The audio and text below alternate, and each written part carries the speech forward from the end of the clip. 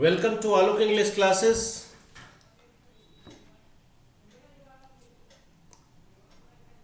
आज Bihar board examination 2023 में जो सेंटअप एग्ज़ाम्स हुए थे, खासकर जो विषय कोड था इंग्लिश का 105/124/205/223 आईएससी और आईकॉम्स के लिए ये बहुत ही इम्पोर्टेंट क्वेश्चंस जो प्रीवियस एग्ज़ाम्स हुई है पिछले कुछ दिनों में, उसका मैं सॉल्यूशंस यानी कि ऑब्जेक्टिव क्वेश्चंस का सॉल्यूशन मैं आपके पास मैं लाया हूँ और इसी पैटर्न्स के आधार पे आपका जो फाइनल एग्जामिनेशंस होगा। आपको मैं बता दूं स्टूडेंट्स कि इसमें 100 क्वेश्चंस रहेंगे। Total of number of questions इसमें क्या रहेंगे, ऑब्जेक्टिव क्वेश्चंस 100 रहेंगे। 60% जो क्वेश्चंस होगा वो ग्रामर सेक्शन से होगा और 40% क्वेश्चंस जो है आपको बुक पोर्शन से होगा। टोटल ओवरऑल 100 क्वेश्चंस हो गए। आपको 50 क्वेश्चंस का ही 50 क्वेश्चंस का ही आपको जवाब देना है। चलिए हम लोग आगे हम लोग स्लाइड्स में देखते हैं और ये आप एज्यूम्स कीजिएगा स्लाइड्स को पॉज करके कि आप कितना क्वेश्चंस बना पाते हो। क्वेश्चंस है numbers 1 to 100 have 4 options out of which only 1 is correct. यानी कि 100 से 100 क्वेश्चन दिया गया है, इसमें 4 ऑप्शंस दिए गए हैं, उनमें से एक ऑप्शन जो करेक्ट होगा आपको चूज करना है। आउट ऑफ 100 क्वेश्चन 100 क्वेश्चन में से सिर्फ you have to attempt only 50 question. 100 question में से आपको 50 क्वेश्चन का जवाब देना है। चलिए let's go to start the topics. The first question आपके पास है, ये स्क्रीन पर रहा, देखिए। Can the tree be cut? Can the tree be cut?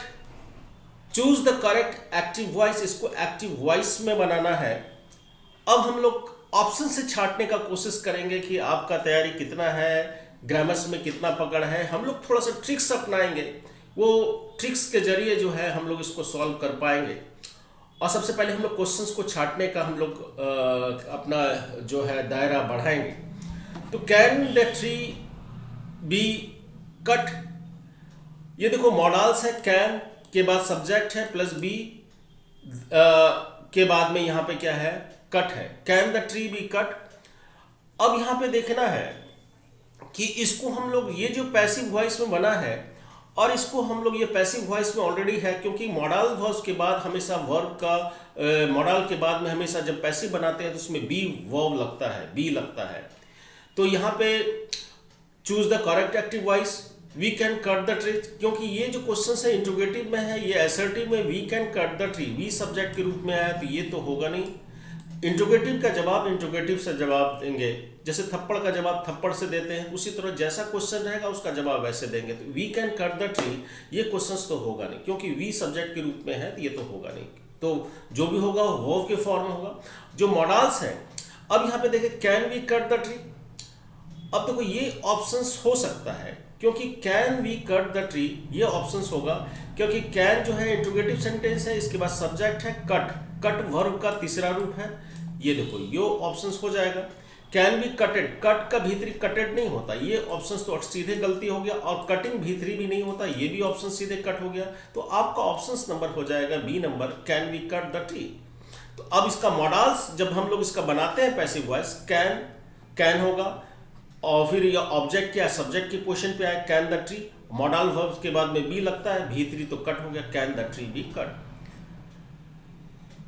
दूसरे क्वेश्चन में चलते हैं। Bye whom was the Ramayan written. अब देखो बाय हुम लग गया, वाज द रामायण रिटन, ये भीतरी फॉर्म हो गया, तो ये समझ जाएंगे कि ये पैसिव वॉइस में है। आपको जो एग्जामिनर जो है आपको एक्टिव वॉइस में पूछ रहा है, इसलिए choose the correct active voice. Active voice क्या होगा? अब देखो हु के बाद में या तो V2 फॉर्म का हो सकता तो वो चलता, यहाँ पे V3 फॉर्म का इस्तेमाल किया गया, तो इसलिए ये क्वेश्चन आपका सीधे एक्टिव स्ट्रक्चर्स में गलत हो जाता। या हेड प्लस V3 हो जाता तो वो माइंड कुछ सही हो सकता था कुछ हद तक, लेकिन ये गलत हो गया। Who have wrote the Ramayana. अब देखो यहाँ पे वाज और वर रहेगा, तो यहाँ पे देखो हैव रोट ऑलरेडी ऐसे गलती हो गया, हैव के बाद V3 होता, लेकिन ऐसे भी ग्रामेटिकल पॉइंट से भी गलत हो गया और ये प्रेजेंट के फॉर्म में हो गया, तो ये भी गलत हो गया। तीसरा क्वेश्चन में हम लोग चलते हैं, नेक्स्ट देखते हैं, who has to write the Ramayana. Has to या हैव टू, ये भी प्रेजेंट फॉर्म में हो गया, जैसे हु हैज टू ये भी गलत हो जाएगा। अब ऑप्शन नंबर हो जाएगा V2 फॉर्म जो होता है, याद रखिएगा V2 फॉर्म में क्या होता है, वाज और वर से बनता है। क्या बनता है, वाज और वर से इसका पैसिव स्ट्रक्चर बनेगा। तो हु रोट द रामायण, तो यहाँ पे लगाते हैं बाय हुम, रामायण सिंगुलर है इसलिए यहाँ पे क्या लगा, वाज द रामायण, और रोट का भीतरी जो हो जाता है वो रिटेन है, इसका बनाए। इसका जो तीसरा नंबर का एक पैसिव बना, by whom was the Ramayana retain.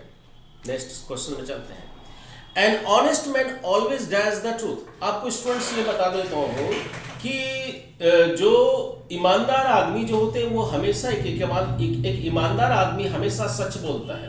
देखो टेल ए लाई का प्रयोग करना सही है, और हम लोग टेल द ट्रूथ का प्रयोग करेंगे तो वो गलत हो जाएगा, तो आपका स्पीक द ट्रूथ करेंगे। इसलिए यहाँ पे स्पीक में स्पीक द ट्रूथ होगा, तो यहाँ पे देखो एन ऑनेस्ट मैन एक ही आदमी है, इसलिए V5 वर्ब सिंगुलर का प्रयोग करेंगे, इसलिए स्पीक में क्या लगा है, एस हो जाएगा। N honest man always speak the truth, कहने के मैंने एक ईमानदार आदमी हमेशा सच बोलता है। नेक्स्ट क्वेश्चन की ओर बढ़े हम लोग, he said that he would try. अब देखो ये ऑलरेडी स्ट्रक्चर जो है इनडायरेक्ट स्पीच में है, choose the correct direct narration, इसका डायरेक्ट स्पीच में बनाना है। नरेशंस को हम लोग स्पीच भी कहते हैं। अब देखो यहाँ पे ही सेड है, अब हम ऑप्शंस को छांटते हैं। पहले हम बी नंबर में देखते हैं, ही सेज है, यहाँ पे सेड है, यहाँ पे सेज है, ये ऑलरेडी ये कुछ डायरेक्ट गलत हो गया, इसको फर्स्ट ही एज रिटर्न में छांट देंगे। यहाँ पे सेड दिया गया, यहाँ पे जो रिपोर्टिंग क्लाउज ही सेइंग दिया गया, इसको भी छांट देते हैं। ही वॉज सेइंग, यहाँ पे सैड है, और ये कभी भी रिपोर्टिंग वर्ब चेंज नहीं होगा। ऑब्जेक्ट रहेगा तो सैड टोल्ड में चेंज होगा। यदि ऑब्जेक्ट नहीं रहता है रिपोर्टिंग क्लाउज में, वर्ब के बाद सैड के बाद ऑब्जेक्ट नहीं रहेगा तो सैड सैड में रहेगा। इसलिए ही वॉज सेइंग का तो कोई तुक नहीं है, कोई ये भी नहीं होगा, ये कुछ गलत हो गया। अब ऑप्शन ए नंबर में होता है ही सेड आई विल ट्राई। अब इसको हम लोग सॉल्व करते हैं।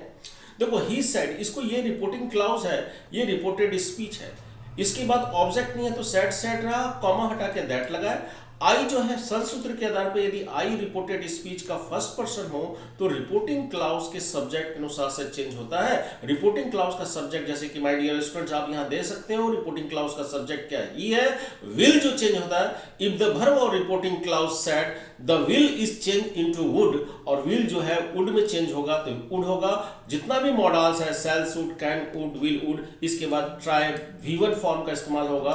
यहाँ V1 है, इट तो थर्ड पर्सन चेंज नहीं होता, there is no change in third person, इसलिए ऑप्शन नंबर क्या हो जाएगा, he said I will try. पांचवा नंबर में क्वेश्चंस में चलते हैं। देखिए students, the number of students living in this school dash very high. आपको एक रूल्स बता देता हूं, मैंने कई बार भी वीडियो भी मैंने अपलोड डाला है, और जिस किसी को भी कमेंट करना है इस पे टॉपिक्स पे वीडियो चाहिए तो और ज़्यादा से ज़्यादा वीडियो चाहिए, नंबर ऑफ क्वेश्चंस चाहिए, नंबर ऑफ प्रैक्टिस क्वेश्चंस ज़्यादा से ज़्यादा चाहिए, तो आप कमेंट्स करोगे तो मैं सारा चैप्टर्स का आपको भेजूंगा।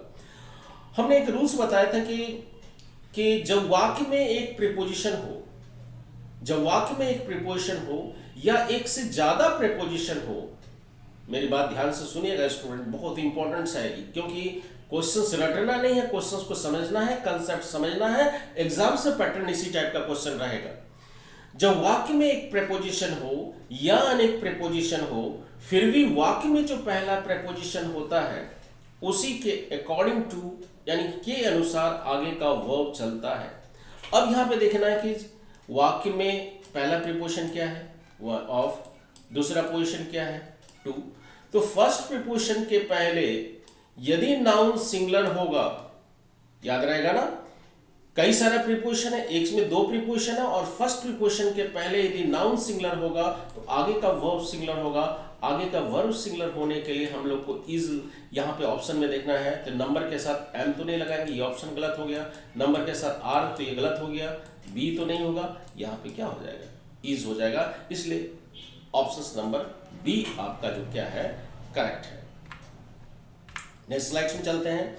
The teacher is constantly ignoring me although I always put my hand up. देखो हिंदीकरण करने के लिए आपको आ गया, सेंटेंस का हिंदीकरण करने के लिए आ गया, दैट्स मीन कि यू हैव टू, आप जो है 50% एग्जाम्स में क्वेश्चन इजीली सॉल्व कर दोगे। दिक्कत नहीं आएगा।